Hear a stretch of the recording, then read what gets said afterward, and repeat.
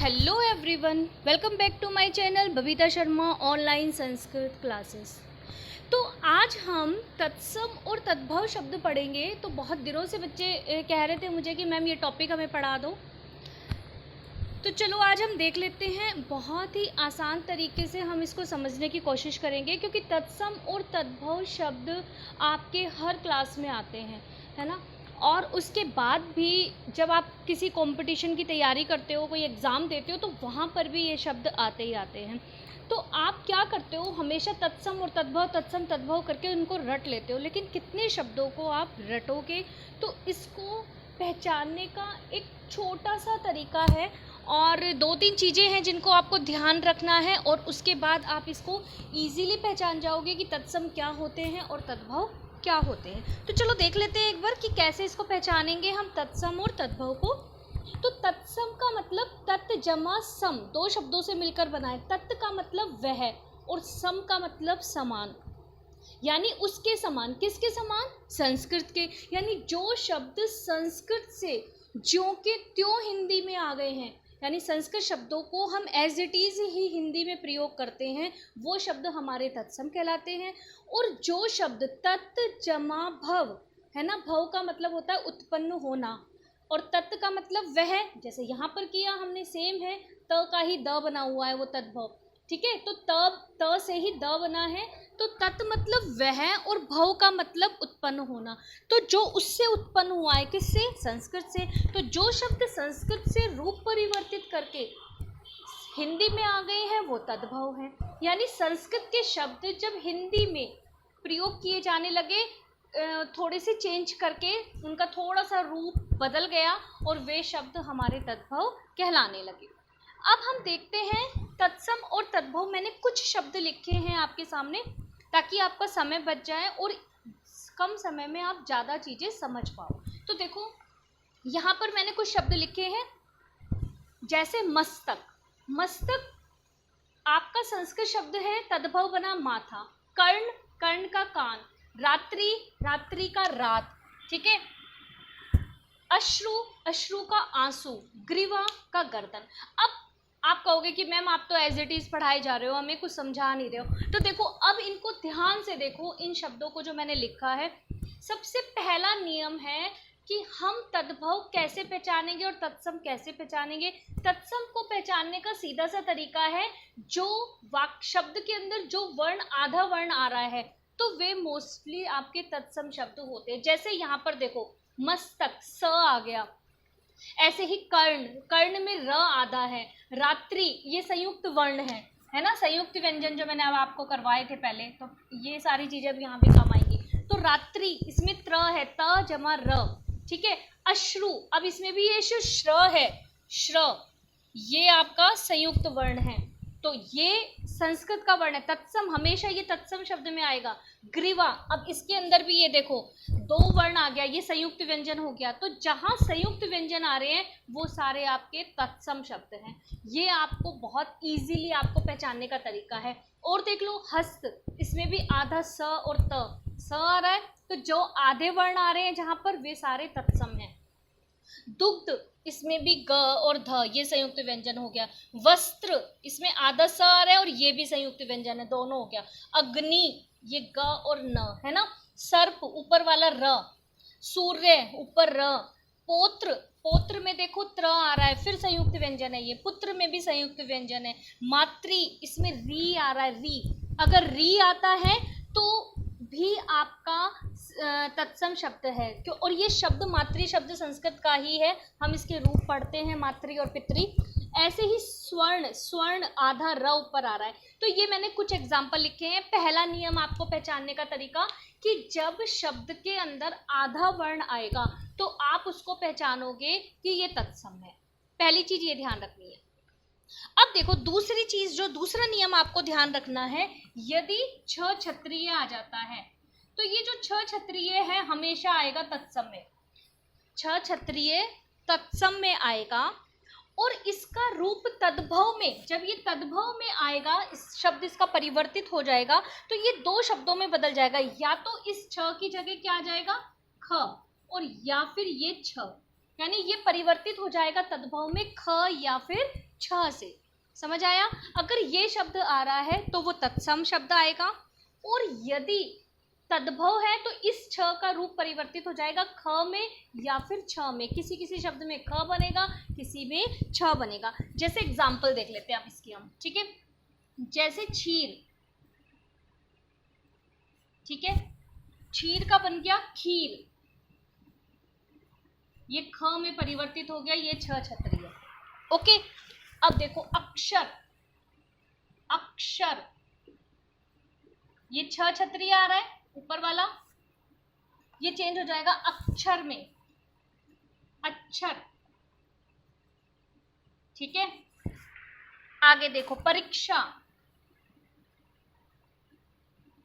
ध्यान देना आप, छ छत्रीय, जब हम तद्भव बनाते हैं इसका तो हो जाता है परीक्षा, ये छ छत्रीय, ये छ छत्री वाले में परिवर्तित हो जाता है, ये परीक्षा, ये तद्भव है और ये आपका तत्सम है, ठीक है। ऐसे ही साक्षी, बहुत सारे एग्जाम्पल हैं। साक्षी, साखी, ठीक है, साक्षी साखी में परिवर्तित हो गया। ऐसे ही अक्षी, अक्षी, आंख में परिवर्तित हो गया। अब यहाँ एक चीज और आ गई है, चंद्रबिंदु।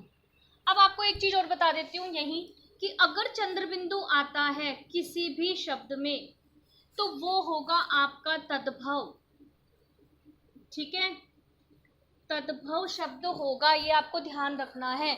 चंद्रबिंदु तद्भव में आएगा। मैं खाली बिंदु की बात नहीं कर रही, अनुस्वार की बात नहीं कर रही हूँ, इसकी नहीं कर रही, ये वाला, ये, ठीक है। अगर ये आया तो संस्कृत का हो सकता है, यानी तत्सम हो सकता है, लेकिन अगर ये आया है चंद्रबिंदु तो वो तद्भव ही होगा, ठीक है। अभी हम इसके भी एग्जाम्पल अभी देखेंगे। यहाँ एक आया तो मैंने आपको ये बता दिया। अब देखो मक्षिका, शिक्षा, मक्षिका, बहुत सारे एग्जाम्पल हैं। शिक्षा, इसके अंदर छ आ रहा है तो ये बन जाएगा सीख, ठीक है, शिक्षा का मतलब सीख। मक्षिका, मक्खी होती है ना, मक्षिका का मतलब मक्खी,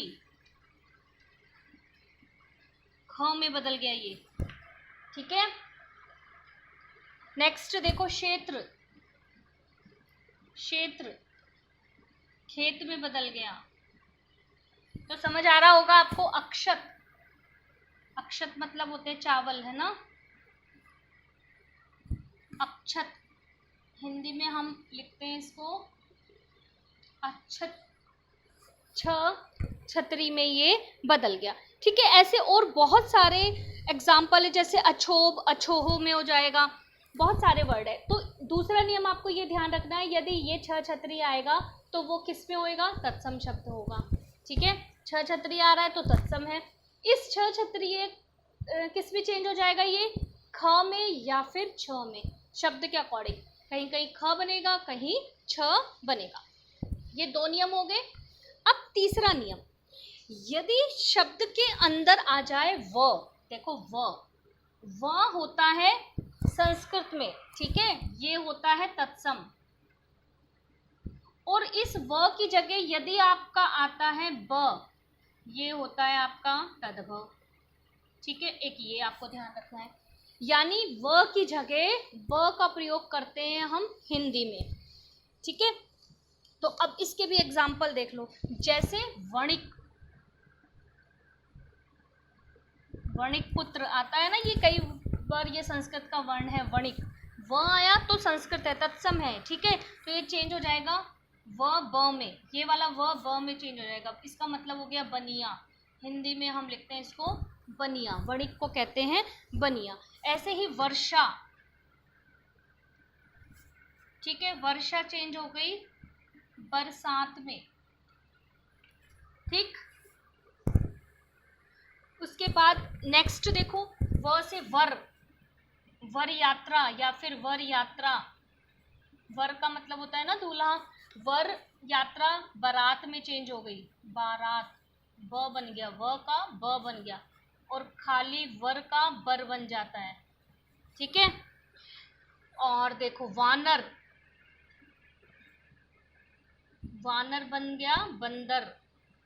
ठीक है, तो अब आपको समझ आ रहा है, यानी व जो है संस्कृत का वर्ड है, अगर किसी भी शब्द में व आ रहा है तो आप इजीली उसको पहचान जाना कि वो तत्सम शब्द है। तो आपको छोटी छोटी चीजें ध्यान रखनी है। पहली मैंने आपको बताई कि यदि किसी भी शब्द में आधा वर्ण आ रहा है, जैसे त्र संयुक्त व्यंजन आ रहा है, र यहाँ पे भी आधा जो भी आएगा, देखो हमारी जो हिंदी है ना आधे वर्णों को नहीं एक्सेप्ट करती है, हमारी हिंदी पूरे शब्दों को अपनाती है। तो संस्कृत में होते हैं सारे आधे वर्ण हलंत जो होते हैं। ठीक है, तो ये आप ध्यान रखोगे पहला नियम कि यदि किसी भी शब्द में कहीं कोई संयुक्त व्यंजन आ रहा है तो आप उसको पहचानेंगे कि ये क्या है, तत्सम शब्द है। अब इसका एक एग्जाम्पल और बता देती हूँ, जैसे है विवाह। एक चीज और बताना भूल गई, अब विवाह को जब हम हिंदी में चेंज करते हैं यानी तद्भव जब हम इसका बनाते हैं तो शब्द बनता है ब्याह। अब आप ये मत कहना कि मैम यहाँ ये आधा वर्ण आ गया तो ये तत्सम क्यों नहीं है, इसीलिए मैंने ये लिख दिया है आपका। यहाँ पर आपको ये ध्यान रखना है व है तो व ब में परिवर्तित हो गया है, ये तद्भव है, तो इतना तो आपको खुद समझना पड़ेगा। ठीक है, संयुक्त व्यंजन जैसे मैंने यहाँ बहुत सारे एग्जाम्पल आपको संयुक्त व्यंजन के बताए हैं। दूसरा छ जो आएगा तो वो भी तत्सम है, इसकी जगह जब तद्भव रूप परिवर्तित होगा तो वो ख या फिर छ में होगा। तीसरा मैंने आपको बताया व जो है वो आपका संस्कृत का वर्ण है, ये व वाले जितने भी शब्द हैं आपके संस्कृत के आएंगे, इसकी जगह हिंदी के जो शब्द हम प्रयोग करेंगे वो ब से करेंगे। अब आपको एक चीज और बता देती हूँ इसके अंदर, यदि स आता है, अब देखो ये मैं इरेज कर रही हूँ,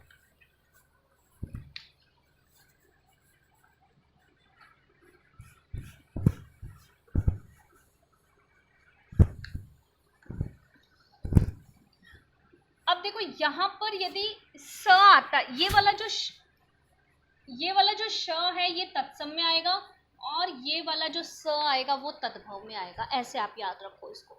जैसे एग्जाम्पल देख लो, जैसे श्यामल है ना, ये वाला श शलगम वाला आ गया, श्यामल का हो गया सांवला। ठीक है, ये वाला श इसमें चेंज हो गया। उसके बाद है शुंड। ठीक है, ये जो शुंड है ये चेंज हो गया सूंड में। और एक चीज चंद्रबिंदु, ध्यान रखेंगे, चंद्रबिंदु मैंने आपको बताया है अभी पहले ही, वो तद्भव में आता है। चंद्रबिंदु वाले जितने भी शब्द हैं वो तद्भव में आएंगे। ठीक है, अब है श्वसुर। स्वसुर, स्वसुर मतलब ससुर, संस्कृत का वर्ण है ये स्वसुर और इसका मतलब होता है ससुर। ऐसे ही दर्शन, ये वाला श आया दर्शन, ये हो गया दर्शन। ठीक है, ऐसे ही एक शब्द मैंने लिखा था वसन, वो तो व में आ जाएगा वसन। ठीक है, वसन यहाँ आ जाएगा, एक शब्द था वसन, एक मिनट यहाँ लिखेंगे हम, पहले दर्शन ये देख लो। ऐसे ही आदर्श, अब ये वाला जो श है ये हो जाएगा स में।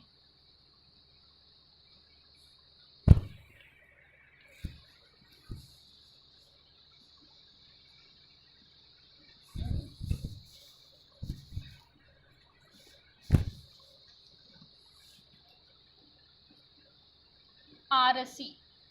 ठीक है, श्वेत, श्वेत का मतलब सफेद। आपको ये ध्यान रखना है स और स में, ये वाला श ये स में चेंज हो गया है। ठीक है, उसके बाद है राशि, श आ रहा है, राशि रास, राशि, एक मिनट, ये हो जाएगा आपका राशि। ठीक है, राशि होती है ना हमारी जो, ऐसे ही शब्द, ये हो जाएगा शब्द। शब्द हिंदी में आप बहुत सारे पढ़ते हो ना, जैसे अभी हमने पढ़े थे साखी और शब्द कबीर दास जी की, तो शब्द, शब्द हिंदी का आ गया, शब्द जो है ये आपका संस्कृत का वर्ण है। ठीक है, अब ये हो गए आपके श और स के। अब इसके अलावा देखो जो री है, अगर यहाँ पर तत्सम में री ऋषि वाला ये री आता है, ठीक है, इस री को आप जब तद्भव में परिवर्तित करेंगे तो ये री हट जाएगा। कैसे, एग्जाम्पल से एक बार देख लो। जैसे अगर ये आता है धृत, धृत है ना, धृत का मतलब होता है घी, यहाँ पर है ये री की मात्रा, तो ये बन जाएगा घी। ऐसे ही मैंने एक शब्द लिखा था मातृ या पितृ, है ना, तो ये री हट जाएगा नीचे जो लगा हुआ है, तो ये आ जाएगा माता। ऐसे ही पितृ का हो जाएगा पिता।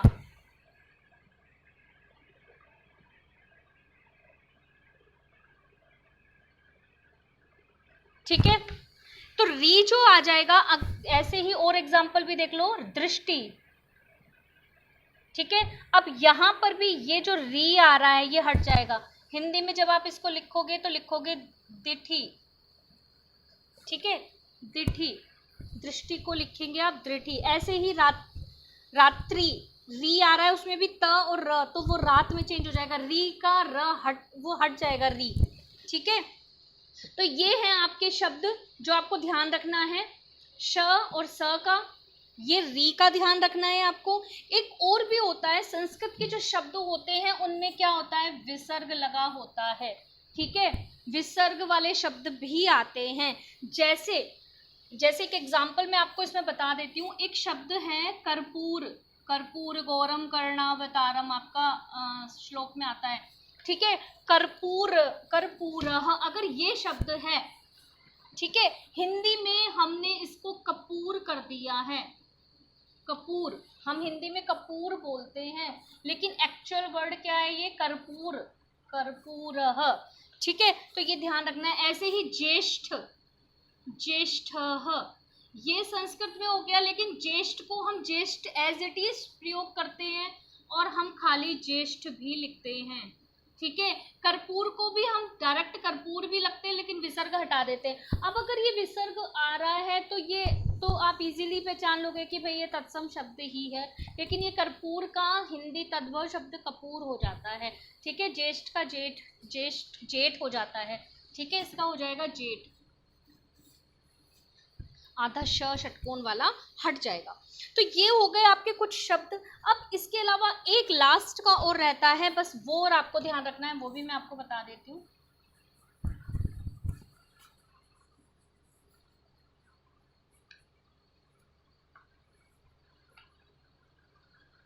अब देखो, यदि तत्सम शब्द में य आ जाए, यदि तत्सम शब्द में य आ जाए या फिर श आ जाए, ठीक है, तो ये जो य है ये किस में बदल जाएगा, ज में। और ये वाला जो श है वो ऊपर मैंने स बता ही दिया था। और एक और श षटकोण वाला भी होता है, ये वाला। ये दो चीजों में चेंज हो जाता है, या तो ये स में बदलेगा या फिर ये घ में बदलेगा। तो डिपेंड करता है कि हमारा शब्द क्या है। तो सबसे पहले हम य वाले देख लेते हैं। ठीक है, कि यदि हमारे शब्द के अंदर य आ जाता है तो हम ज में कैसे परिवर्तित करेंगे। ठीक है, जैसे है आपका शब्द युग, तो ये चेंज हो जाएगा जुग में, है ना। युग जो शब्द है हमारा तत्सम है, ये चेंज हो गया आपका किसमें, जुग में। ऐसे ही युवा, युवा, तो ये हो गया य का ज, युवा का मतलब होता है जवान, कहते हैं ना, युवा है ये, युवा का मतलब जवान। तो ये य ज में परिवर्तित हो गया। अब ये वाला जो श है इसका भी देख लो, ये वाला जो श है, जैसे षष्ठ, है ना, षष्ठ जो शब्द है ये आपका संस्कृत में लिखते हैं हम षष्ठः, तो ये हो गया छठा। षष्ठ का मतलब होता है छठा। ष षटकोण इसमें स में या फिर ठ में परिवर्तित हो जाता है।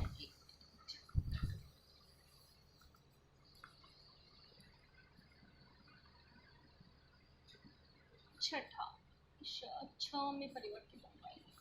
ठीक है, ये यहाँ पर छ में परिवर्तित होगा। अब देखो आशीष, आशीष, आशीष का हो गया आशीष। ठीक है, यहाँ पर भी ये वाला जो श है ये किस में चेंज हो गया, स में।